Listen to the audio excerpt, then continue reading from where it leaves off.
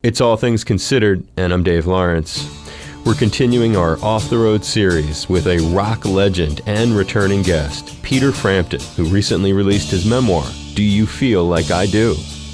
After a diagnosis of IBM, inclusion body myositis, a degenerative muscle disease, Peter launched what he's called his finale tour, but it was interrupted by the pandemic, we'll hear, as we welcome him back to the show now. Hey, Peter, aloha. Hey, how are you? What's going on, brother? I'm doing fine. Good to speak to you again. It's great to speak to you again. We'll actually start at the end of the book, which details the beginning of your pandemic experience. So in early 2020, you were getting ready for the UK European Union leg of your finale tour. You were taking a trip from your home in Nashville to Florida and heading back, and that's when you began to get hints of what was to come. Take it from there. Right. My girlfriend and I wanted to get away for a week. We got back like the 9th of March. When I got on the plane to come back, the guy in front of us was wearing a mask. And I thought, did I get the memo? What's going on? Either he is sick or something's going on. And then it dawned on me. By the time we got home to Nashville, everywhere was locking down. And I've virtually been in my place ever since. I have my little bubble here of about 3 or 4 people.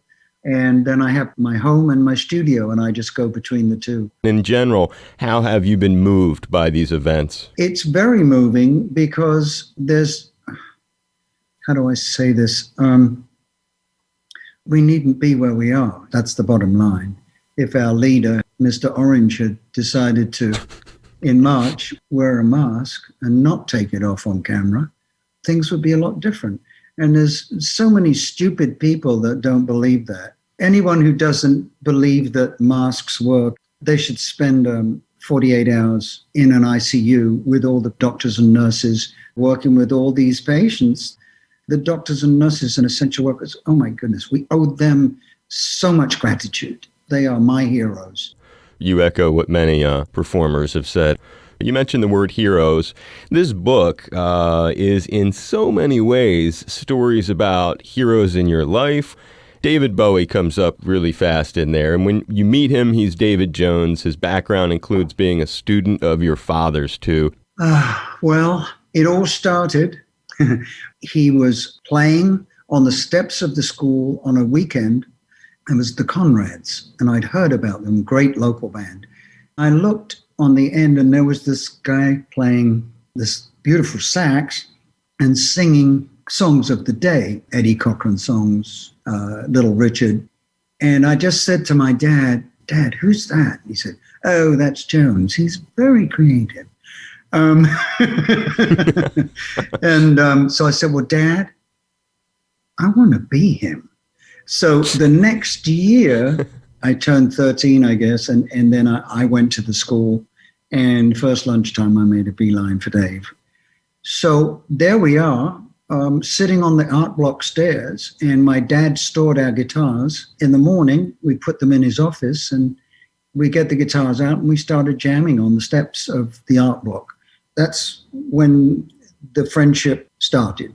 And then I went my way, and then Dave went his, and he was Davy Jones and the Nighttimers, David Bowie in the Lower Third, and all these different bands he was in. And I was in local bands, the True Beats and then the Preachers and everything. And we would occasionally play the same night in different bands. And so we would stay in touch. And then one day, The Herd, the band that I was part of when I was 16, 17, we had like 3 top 10 hits in England and Europe. And Dave did an interview for Biography on A&E. They used to have those. And I was watching it in his part, and he said, "Yes, I'm sitting there on a Thursday night, and I turned on Top of the Pops." He said, "I turned on the TV, and I looked, and I squinted, and I thought, wait, that's Peter. What is he doing on TV? He should be at school." So it's a wonderful line. So I actually beat him on TV. He never let me forget it. And then again, we would just see each other every now and again. And I guess we fast forward to when David called me up I had nothing really going on. I just had my first album out in about 4 years. It was the Premonition album. So Dave called me in 86 and said, I love what you're playing. Would you come and play some for me on my next record? I was floored.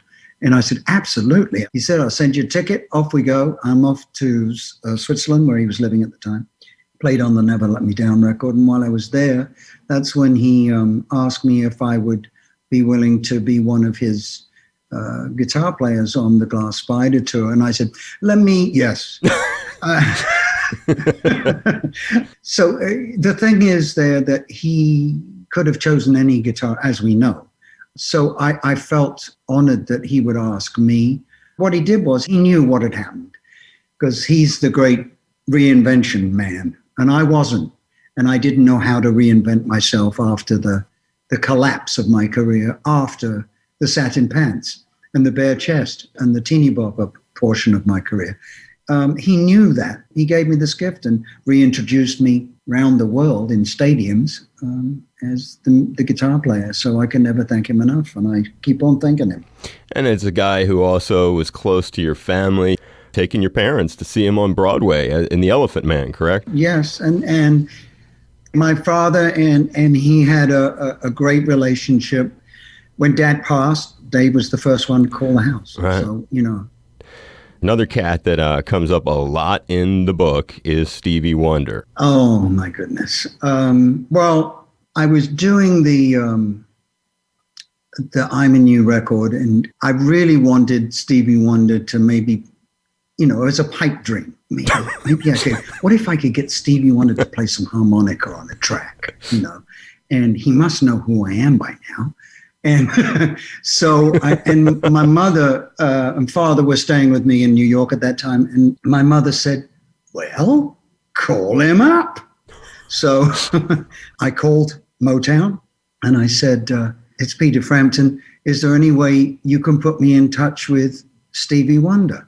They said, yes, let me get back to you. So the next thing I know, Stevie Wonder calls me. And I said, would you please play some harmonica for me? And he said, I'd love to. He was in New York at the time. We were recording it where he recorded Electric Lady. So he came down and played harmonica, and Mick Jagger was in the next studio, and he asked me if he could come in and watch. So there's my band, me, and Mick Jagger watching Stevie come up with this part. It's just, I'm still there. I can still see it, you know. And then Stevie left, and Mick was still there. And then my parents came down. They missed seeing Stevie, but there's my parents. My dad is standing in the live room. We're in the control room. And I just see my dad having this long conversation with Mick Jagger. And it was just so wrong, you know? Right, because he had looked at the Stones as they were like real rebels and stuff in the beginning. Yeah, and filthy dirty, you know? They just look so dirty. Meanwhile, he comes in after he's talked to Mick and he goes, wonderful chap, really nice man, you know. So anyway, I think the Stevie Wonder story that sticks out, I had my car accident in 1978. I get flown back up from Nassau, Bahamas to Lenox Hill Hospital in New York. I guess I'm in about the second week of recovery. I've broken just about every bone in my body. It's about 2, 3 in the morning, and the night nurse just comes in and wakes me up and says, I hate to wake you up. She said, but there's someone on the phone for you. And I said, who is it? And she said, he says he's Mr. Wonder. So I said, put him through.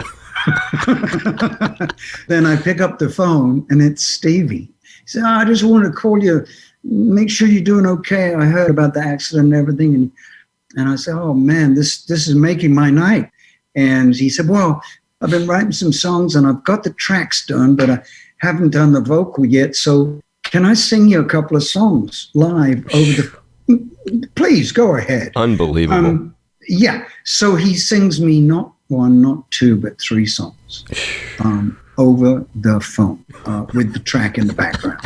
And he's singing live to me. And not one of them have I heard on a record. Things like that I will never forget.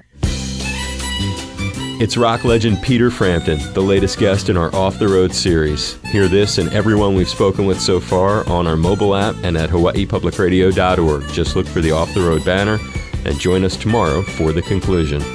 I'm Dave Lawrence.